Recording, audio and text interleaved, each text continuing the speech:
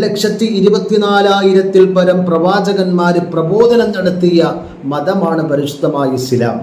അതിൽ അവസാനത്തെ പ്രവാചകരാണ് സയ്യിദുനാ റസൂലുള്ളാഹി സ്വല്ലല്ലാഹു അലൈഹി വസല്ലം. നബി സല്ലല്ലാഹു അലൈഹി വസല്ലം തങ്ങൾ അന്ത്യ പ്രവാചകനാണ്. പരിശുദ്ധമായ ഖുർആനിൽ കാണാം, മകാന മുഹമ്മദുൻ നബാ അഹദിൻ മിൻ റിജാലികും വലാകിർ റസൂലല്ലാഹ് വഖാതമൻ നബിയ്യീൻ. നബി സല്ലല്ലാഹു അലൈഹി വസല്ലം തങ്ങൾ അന്ത്യ പ്രവാചകനാണ് എന്ന് പരിശുദ്ധമായ ഖുർആൻ.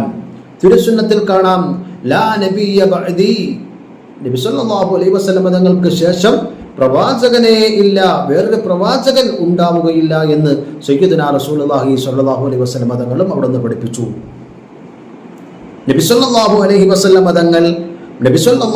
വസല്ലം തങ്ങൾ അന്ത്യ പ്രവാചകനാണ്, അതിനുശേഷം പ്രവാചകനില്ല എന്ന് പരിശുദ്ധ ഖുർആനും തിരുസുന്നത്തും വിളിച്ചോതുന്നതാണ്.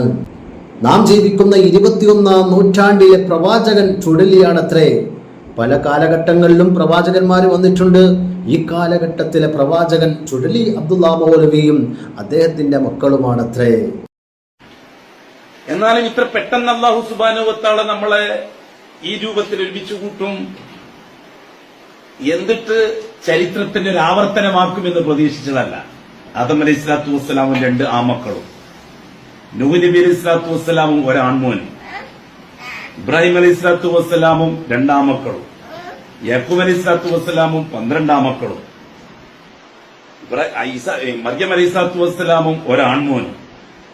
അങ്ങനെ ചരിത്രത്തിന്റെ അവസാനത്തെ ബാക്കി 21-ാം നൂറ്റാണ്ടിൽ ചുഴലി അബ്ദുള്ള മൗലവിയും മക്കളും. Será, galera, que eu vou ter.